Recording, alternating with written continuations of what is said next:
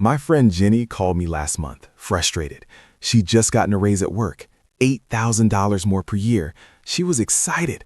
Finally, some breathing room in her budget. 3 months later, I asked her how the extra money was working out. She laughed, but not in a happy way. I have no idea where it went. I swear I'm spending the same as before, but my bank account looks exactly the same. Jenny isn't careless with money. She's not blowing it on luxury items. But somehow that $8,000 raise vanished. And here's the uncomfortable truth. That's not an accident. The entire financial system is designed to absorb every extra dollar you make. Today, I want to show you how the system keeps you broke, why it profits when you stay in debt, and most importantly, how to opt out. Let me start with something that sounds like a conspiracy theory, but isn't. Banks, credit card companies, and retailers make more money when you're broke than when you're wealthy. Think about it. If you pay off your credit card every month, the credit card company makes almost nothing from you. But if you carry a balance, now they're making 20% to 29% interest on your money every month, forever if you let them. A person with $10,000 in credit card debt paying the minimum is worth about $2,000 to $3,000 per year to the credit card company. Multiply that by millions of people, and you're looking at an industry that generates over $120 billion in interest and fees annually. The system doesn't want you to pay off your debt. It wants you to manage it, to make minimum payments, to stay in the game. Meet Alex, the upgrade trap.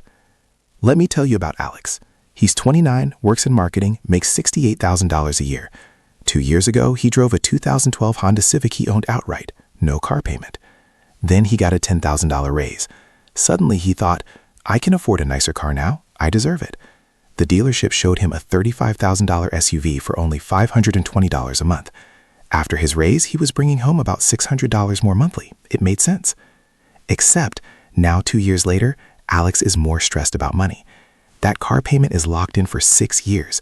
Plus insurance jumped $80 monthly, gas costs more, maintenance is pricier. That $10,000 raise? Completely absorbed, and he can't go back. Here's what Alex didn't realize. The system was waiting for that raise. Credit card limits increase. Dealerships send pre-approvals. Luxury apartments suddenly show you units you qualify for. It's designed to capture your income before you can save it. Here's another way the system gets you. Subscriptions. They seem harmless. It's just $10 here, $15 there.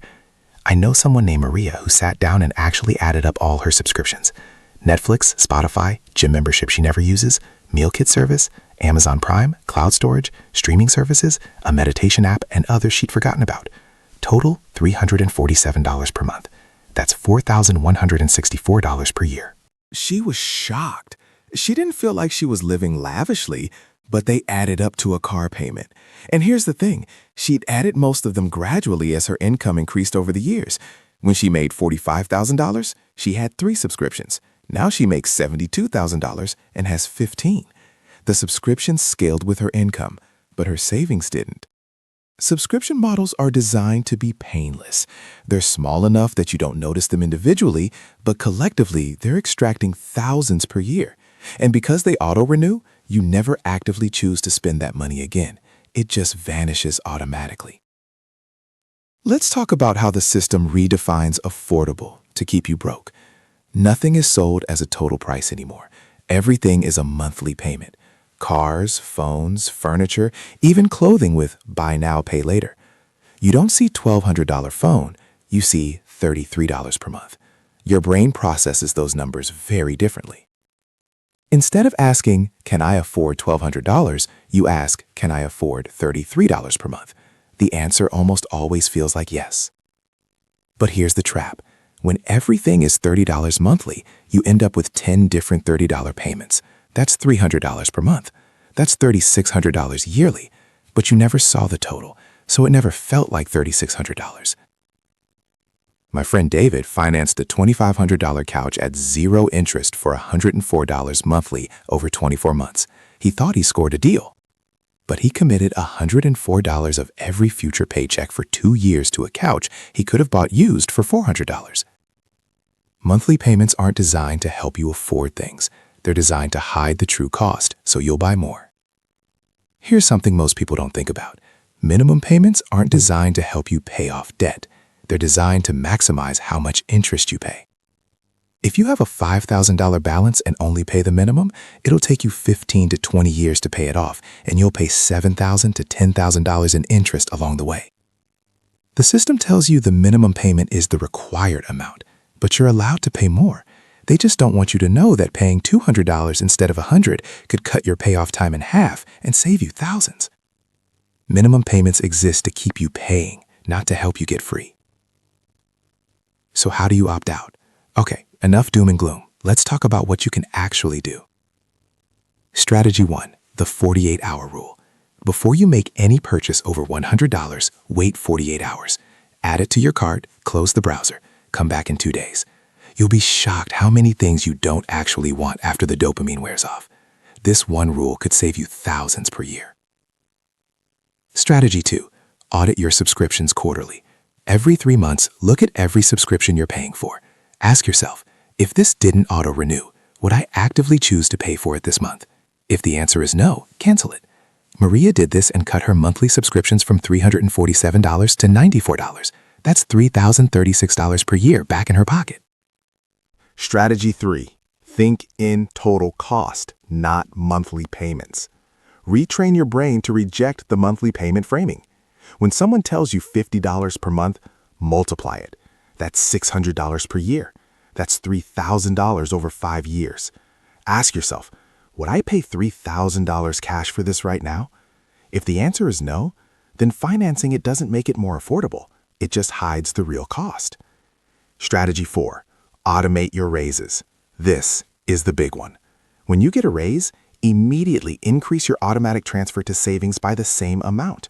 If you get a $300 per month raise, set up an automatic $300 transfer to savings on payday before you see it, before you can spend it. This prevents your expenses from rising to match your income. The system can't capture money it never sees in your checking account. Alex wishes he'd done this. If he'd automated even half his raise into savings, he'd have $18,000 saved now instead of a depreciating SUV and 5 more years of payments. Strategy 5, pay yourself first, always. The system is designed to make everyone else's bill come first. Credit card payment, car payment, rent, subscriptions. Everyone gets paid before you do. Flip that around. The first bill you pay every month is to yourself. Transfer money to savings before you pay anyone else, even if it's just $50. Over time, this builds a buffer between you and the system. When you have savings, you can say no to bad financing offers. You can pay cash. You can avoid interest. You can opt out. Here's what I've learned. The financial system isn't evil. It's just playing a game where they win when you stay in debt, when you finance everything, when you never build wealth. The good news? You don't have to play. You can reject monthly payments and pay cash. You can cut subscriptions and save the difference. You can automate your money so raises go to your future instead of to creditors. Jenny, the friend from the beginning, she's figured it out now. When she got her next raise 6 months later, she immediately set up an automatic transfer. That money never touches her checking account, and for the first time in her adult life, she's watching her savings actually grow. The system will always try to keep you broke. That's its job. Your job is to build a financial life that makes you immune to it. If this opened your eyes to how the system works, I'd love to hear your experience. What's one way you've noticed the system trying to capture your money? Drop a comment below. And if you found this valuable, hit that like button and subscribe. I make videos about seeing through financial manipulation and building real wealth. Thanks for watching. See you in the next video.